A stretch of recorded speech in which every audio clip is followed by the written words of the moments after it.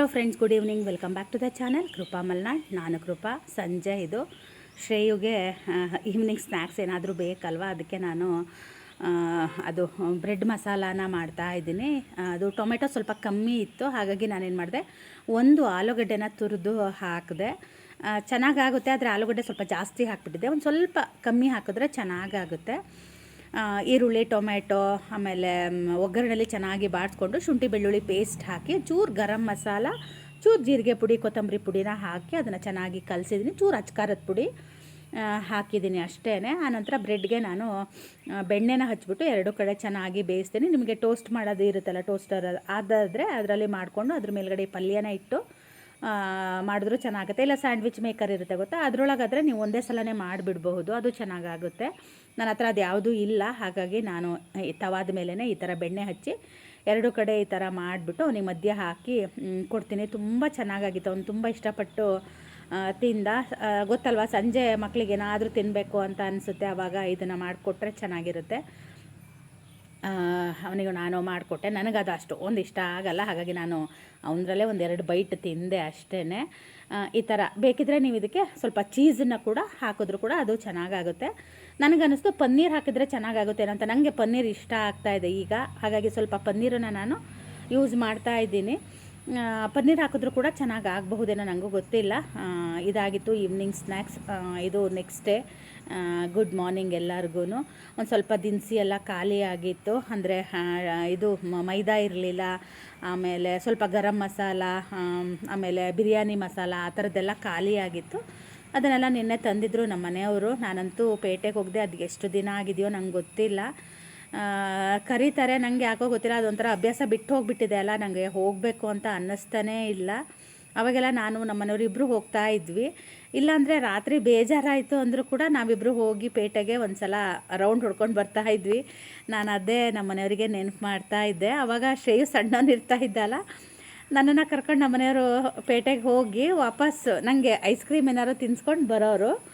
ಶ್ರೇಯು ಬಂದ ತಕ್ಷಣ ನನ್ನ ಬಾಯಿ ವಾಸನೆ ನೋಡ್ತಾ ಇದ್ದ, ನೀನೇನೋ ತಿಂದಿದ್ದೀಯಾ ಅಂತ ಇದ್ದ. ಒಂದೊಂದು ಸಲ ಕೊಡಿಸೋರು, ಯಾವಾಗಲೂ ಏನಲ್ಲ. ಆವಾಗ ಯಾವಾಗಲೂ ಅವನು ಹಂಗೆ ಮಾಡ್ತಾಯಿದ್ದ. ನನಗೆ ಇವಾಗ ಅದು ಸ್ವಲ್ಪ ನೆನಪಾಗುತ್ತೆ.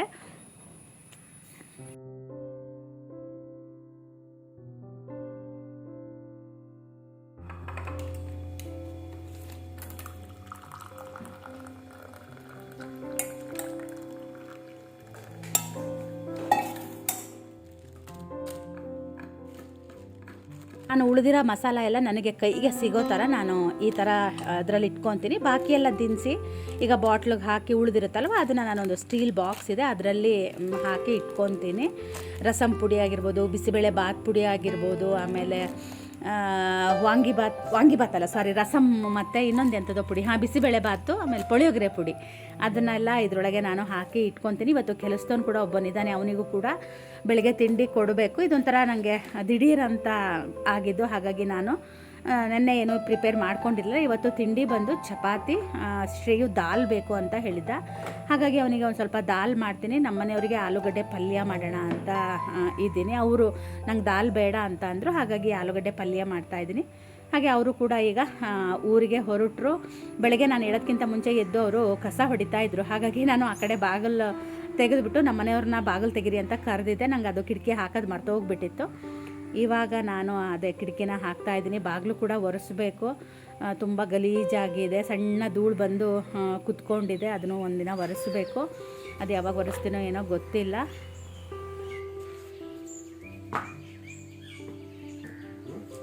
ಹಾಗೆ ತರಬೇಕು.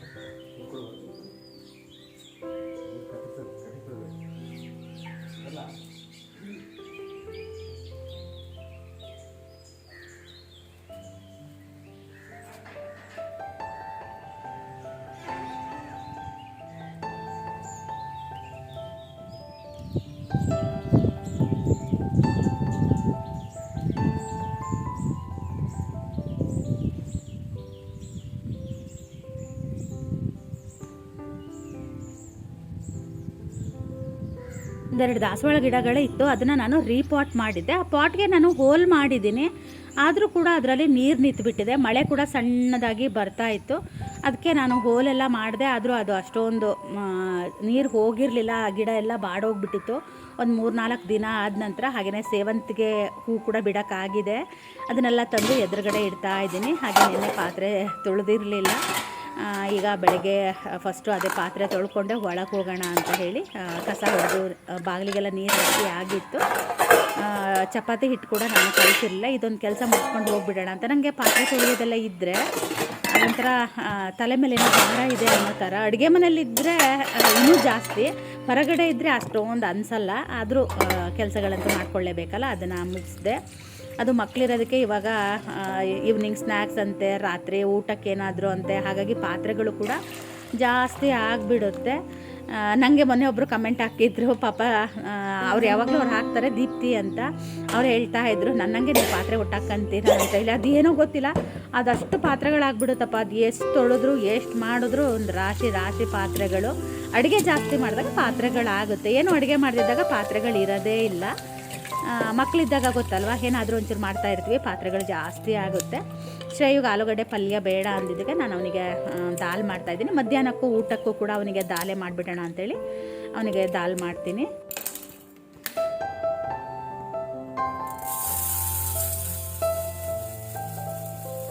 ಮಾಡೋದಕ್ಕೆ ನಾನು ತೊಗರಿಬೇಳೆ ಹಾಗೆ ಮಸೂರು ದಾಲನ್ನ ಹಾಕ್ತಾಯಿದ್ದೀನಿ. ತೊಗರಿಬೇಳೆ ಸ್ವಲ್ಪ ಜಾಸ್ತಿ ಹಾಕ್ತೀನಿ. ತೊಗರಿಬೇಳೆ ಒಳಗಡೆ ಅಥವಾ ಮಸೂರು ದಾಲು ಒಟ್ಟು ಅದು ಎರಡರ ಒಳಗೇನು ಒಂದೊಂದು ಪಲಾವ್ ಎಲೆನ ಹಾಕಿ ಇಡಬೇಕಂತೆ. ಹುಳ ಬರೋದಿಲ್ಲ, ಮತ್ತು ಅದೇನೋ ಗೊತ್ತಿಲ್ಲ, ಅದು ಒಳ್ಳೇದಂತೆ. ನನಗದು ಹೇಳೋಕ್ಕೆ ಈಗ ಬರ್ತಾ ಇಲ್ಲ. ನಾನು ಕೂಡ ಹಾಕಿಡ್ತಾ ಇದ್ದೀನಿ.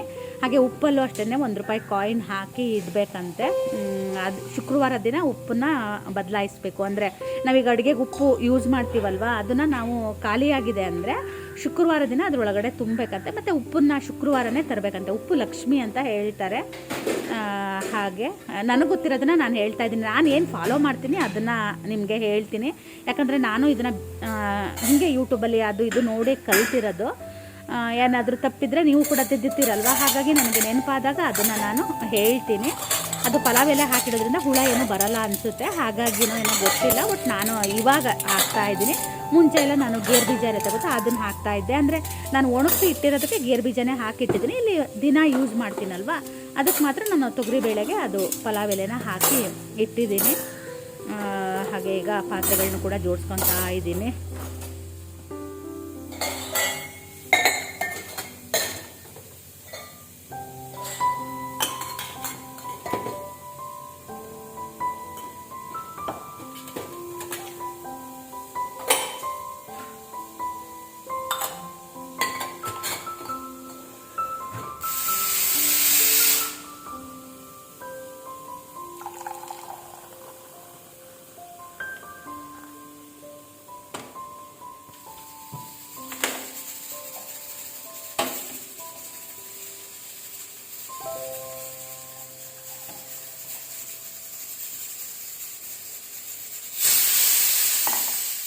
ಸಿಹಿ ಹಾಲು ಕುದೀತಾ ಇರುತ್ತಲ್ವ, ಅದೊಂಥರ ಘಮ ಬರುತ್ತಲ್ವ, ಅದೊಂಥರ ಘಮ ಬಂದ ತಕ್ಷಣ ನನಗೆ ಟೀ ಕುಡಿಬೇಕು ಅಂತ ಅನ್ನಿಸ್ತು. ಹಾಗಾಗಿ ಅದನ್ನು ನಾನು ಟೀ ಮಾಡೋದಕ್ಕೆ ಇಟ್ಕೊಂಡಿದ್ದೀನಿ. ಅದು ಟೀ ಆಗೋದ್ರೊಳಗೆ ಸ್ವಲ್ಪ ಗೋಧಿ ಹಿಟ್ಟರು ಹಾಕಿ ಇಟ್ಕೊಳ್ಳೋಣ ಅಂತೇಳಿ ಗೋಧಿ ಹಿಟ್ಟನ್ನು ಕೂಡ ಹಾಕಿ ಅದಕ್ಕೆ ಉಪ್ಪು ಹಾಕಿದ್ದೀನಿ. ಟೀ ಕುಡಿದಾದ್ಮೇಲೆ ಅದನ್ನು ಕಲಸೋಣ ಅಂತ ಹೇಳಿ. ಹಾಗೆ ದಾಲ್ಗೆ ಮತ್ತು ಆಲೂಗಡ್ಡೆ ಪಲ್ಯಕ್ಕೆ ಎರಡಕ್ಕೂ ನಾನು ಈರುಳ್ಳಿ ಮತ್ತು ಹಸಿಮೆಣಸನ್ನು ಹೆಚ್ಕೊತಾ ಇದ್ದೀನಿ. ದಾಲ್ಗೆ ನಾನು ಹಸಿಮೆಣಸು ಅಥವಾ ಒಣಮೆಣಸು ಎರಡನ್ನೂ ಹಾಕ್ತೀನಿ. ಇವತ್ತೊಂಚೂರು ಚೂರು ಸ್ವಲ್ಪ ಖಾರ ಇರಲಿ ಅಂತ ಹೇಳಿ, ಅದು ಒಂಥರ ಚಪ್ಪೆ ಅನಿಸುತ್ತಲ್ವ, ಅದಕ್ಕೆ ನಾನು ಒಂಚೂರು ಅಚ್ಕಾರದ ಪುಡಿನ ಹಾಕಿ ಮಾಡಿದೆ.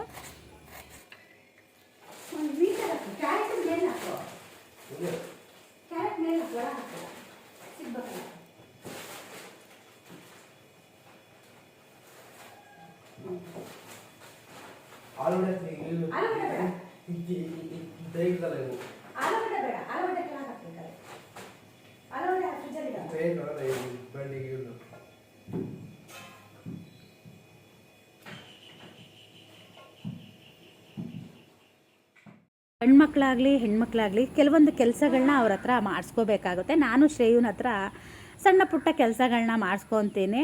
ಮತ್ತು ಅವನಿಗೆ ಬೇಕಾದರೆ ಅವನೇನಾದರೂ ತಿಂಡಿಗಳನ್ನೂ ಕೂಡ ಅವ್ನು ಸಂಜೆ ಮಾಡ್ಕೊತಾನೆ ಬಂದವನು. ಆದರೆ ನಾನೇ ಒಂದೊಂದು ಸಲ ಬಿಡೋಲ್ಲ, ತುಂಬ ಬೇಜಾರಾದಾಗ ಮಾಡ್ಕೊಂಡ್ಬಿಡ್ತೀನಿ, ಇಲ್ಲಾಂದರೆ ನಾನೇ ಹೋಗಿ ನಿಂತ್ಕೊಂಡು ಮಾಡಿ ಕೊಡ್ತೀನಿ. ಯಾಕಂದರೆ ಅಡುಗೆ ಮನೆ ಗಲೀಜು ಮಾಡ್ತಾನೆ ಅಂತ ಹೇಳಿ ಕೆಲವೊಂದು ಬೇಸಿಕ್ ಅವರಿಗೆ ಕಲಿಸಿರ್ಬೇಕು. ಇದು ಯಾವ ಬೇಳೆ, ಇದು ಏನು ಎತ್ತ ಅನ್ನೋದನ್ನು ಶ್ರೇಯು ಅದೆಲ್ಲ ಕಲ್ತಿದ್ದಾನೆ. ಆಮೇಲೆ ನಾನು ಡೈನಿಂಗ್ ಟೇಬಲ್ ಒರೆಸ್ಕೊತೀನಿ, ಅವಾಗೆಲ್ಲ ದೇವ್ರ ಪಾತ್ರೆ ತೊಳ್ಕೊಡ್ತಿದ್ದೆ, ಹೂ ಎತ್ತಿ ಪೂಜೆ ಮಾಡ್ತಾಯಿದ್ದೆ, ಅದೆಲ್ಲ ಮಾಡ್ತಾಯಿದ್ದೆ. ಇವಾಗ ಅದೆಲ್ಲ ಮಾಡಲ್ಲ. ಡೈನಿಂಗ್ ಟೇಬಲು ಅಥವಾ ಏನಾದರೂ ಸಣ್ಣ ಪುಟ್ಟ ಕೆಲಸಗಳನ್ನ ನಾನು ಅವನ ಹತ್ರ ಮಾಡಿಸ್ಕೊತೀನಿ. ಹೆಣ್ಮಕ್ಳಾಗಲಿ ಗಂಡು ಮಕ್ಕಳಾಗಲಿ ಕೆಲಸಗಳನ್ನ ಮಾಡೋದು ಕಲ್ತಿರಬೇಕು. ಯಾಕಂದರೆ ನಾಳೆ ಯಾರಿಗೆ ಗೊತ್ತು ಅಲ್ವಾ, ಈಗ ಗಂಡ ಹೆಂಡತಿ ಇಬ್ಬರು ಕೆಲಸಕ್ಕೆ ಹೋಗೋ ಆ ಥರ ಟೈಮು. ಈಗ ಅವನ ಟೈಮಲ್ಲಂತೂ ಎಲ್ಲರೂ ಹೆಣ್ಮಕ್ಳಂತೂ ಕೆಲಸ ಮಾಡೇ ಮಾಡ್ತಿರ್ತಾರೆ. ಪಾಪ ಅವ್ನ ಹೆಂಡ್ತಿಗೂ ಹೆಲ್ಪ್ ಆಗುತ್ತೆ ಅಲ್ವಾ. ಹೀಗೆ ಇಬ್ಬರು ಒಟ್ಟಿಗೆ ಸೇರಿ ಕೆಲಸ ಮಾಡಿಕೊಂಡ್ರೆ ಬೇಗ ಹೋಗೋದಕ್ಕೂ ಆಗುತ್ತೆ. ಮತ್ತು ನಮಗೆ ಅಲ್ವಾ ಯಾರಾದರೂ ಒಂದು ಸಣ್ಣದೊಂದು ಹೆಲ್ಪ್ ಮಾಡಿದ್ರು, ಈಗ ಅಟ್ಲೀಸ್ಟ್ ಅವ್ನು ತರಕಾರಿ ಎಲ್ಲ ಜೋಡಿಸಿ ನನಗೆ ಫ್ರಿಜ್ ಒಳಗೆ ಇಟ್ಕೊಟ್ಟ, ನಂಗೆ ಅದೊಂದು ಕೆಲಸನೇ ಒಂದು 10 ನಿಮಿಷ ಇಲ್ಲ 5 ನಿಮಿಷ ತೊಗೊಳುತ್ತೆ. ನಂಗೆ ಆ ಟೈಮಲ್ಲಿ ಬೇರೆ ಏನಾದರೂ ಕೆಲಸಗಳನ್ನ ಮಾಡ್ಕೋಬೋದು. ಅದು ಅಂದರೆ ಈಗ ಕೆಲಸ ಮಾಡೋರಿಗೆ ಗೊತ್ತಿರುತ್ತೆ, ಅದೊಂದು ಸಣ್ಣ ಹೆಲ್ಪ್ ಆದರೂ ನಮಗೆ ಅದೊಂಥರ ದೊಡ್ಡ ಹೆಲ್ಪ್ ಥರ ಅನಿಸುತ್ತೆ. ನಾನು ಹಾಗಾಗಿ ಶ್ರೇವಿಗೆ ಸ್ವಲ್ಪ ಒಂದು ಸಣ್ಣನಿರ್ಬೇಕಿದ್ರಿಂದನೂ ಅಷ್ಟೇ ಏಣಿ ಮೆಟ್ಲನ್ನ ನಾನು ಬಟ್ಟೆ ಹಸಿ ಮಾಡಿಕೊಡ್ತಾಯಿದ್ದೆ, ಒರೆಸ್ಕೊಡ್ತಾಯಿದ್ದೆ.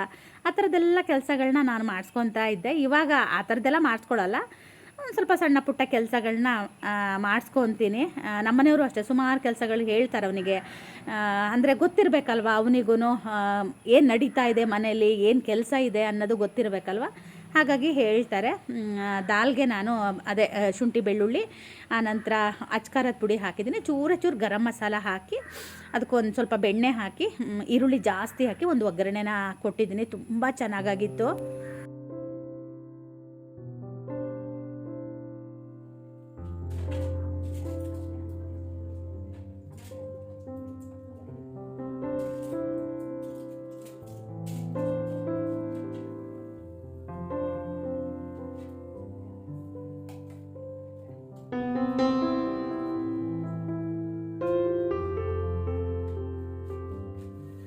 ತಡಿ ಮಗ, ಬೇಯಿಸ್ತಾ ಇದ್ದೀನಿ. ನೀವು ತಿಂದಿರಲಿಲ್ಲಲ್ಲ, ಹಂಗಾಗಿ ಬೇಯಿಸಿರ್ಲಿಲ್ಲ.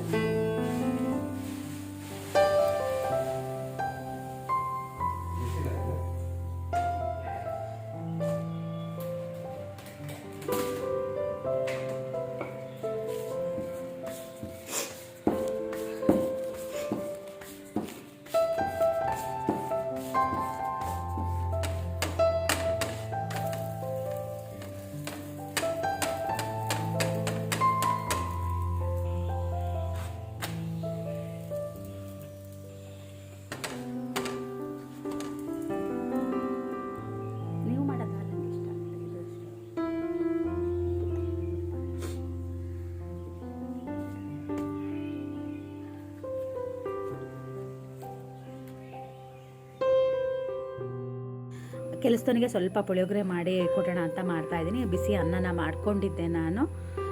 ಜಸ್ಟ್ ಎಣ್ಣೆಗೆ ನಾನು ಸ್ವಲ್ಪ ಅಚ್ಕಾರದ ಪುಡಿ ಹಾಗೆ ಪುಳಿಯೋಗರೆ ಪುಡಿ, ಸ್ವಲ್ಪ ಕರಿಬೇವು ಮತ್ತು ಶೇಂಗಾನ ಹಾಕ್ತೀನಿ. ಯಾಕಂದರೆ ಅದರಲ್ಲಿ ಸ್ವಲ್ಪ ಕಮ್ಮಿ ಇರುತ್ತೆ, ಹಾಗಾಗಿ ಚೂರು ಅರ್ಶಿನದ ಪುಡಿನೂ ಹಾಕ್ತೀನಿ. ಕಲರು ಕೂಡ ತುಂಬ ಚೆನ್ನಾಗಿ ಬರುತ್ತೆ. ಹಾಗೆಯೇ ಅನ್ನನ ನಾನು ಹಾಕಿದ್ದೆ, ಒಬ್ಬರಿಗೆ ತಿಂಡಿ ಕೊಡೋದು. ಅದು ಕೂಡ ಆರಿತ್ತು. ಈಗ ನಾನು ಗಂಟುಗಳೆಲ್ಲ ಒಡೆದುಬಿಟ್ಟು ಪುಳಿಯೋಗರೆನ ಹಚ್ತೀನಿ. ತುಂಬ ಚೆನ್ನಾಗಾಗುತ್ತೆ. ಇದಕ್ಕೆ ನಾನಿವತ್ತು ನಿಂಬೆಹಣ್ಣನ್ನು ಹಾಕಿದ್ದೆ, ಇಲ್ಲಾಂದರೆ ಹುಣಸೆ ಹುಳಿ ಇರುತ್ತೆ ಗೊತ್ತಾ, ಅದನ್ನು ಗಟ್ಟಿ ಮಾಡಿ ಹಾಕಿದ್ರೆ ಅದು ಚೆನ್ನಾಗಾಗುತ್ತೆ. ಅಂದರೆ ಒಗ್ಗರಣೆಯಲ್ಲಿ ಫಸ್ಟು ಹುಣಸೆ ರಸನ ಬೇಯಿಸ್ಕೊಂಡು ಆನಂತರ ಪುಡಿ ಎಲ್ಲ ಹಾಕಿದ್ರೆ ಅದು ಕೂಡ ಚೆನ್ನಾಗಾಗುತ್ತೆ.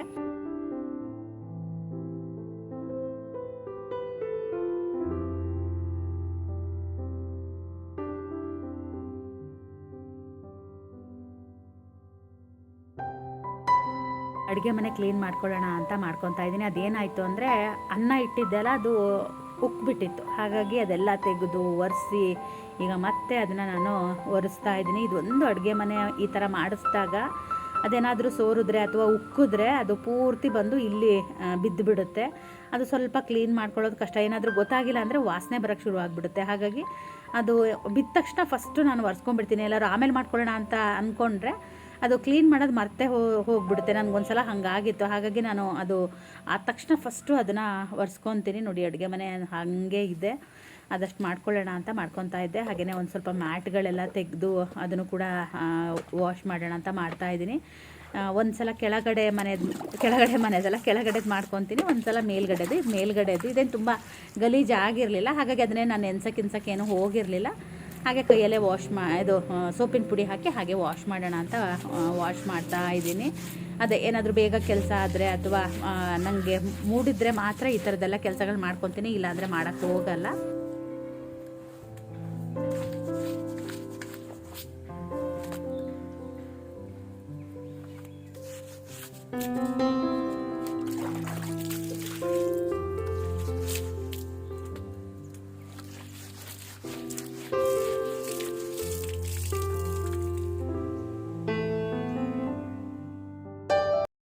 ಸ್ವಲ್ಪ ದಾಲ್ ಇತ್ತಲ್ವ, ಅದಕ್ಕೆ ನಾನು ಸ್ವಲ್ಪ ಬೇಳೆನ ಬೇಯಿಸ್ಕೊಂಡು ರಸಮ್ ಮಾಡೋಣ ಅಂತ ಅಂದ್ಕೊಂಡು ಬೇಳೆ ಬೇಯಿಸಿದೆ.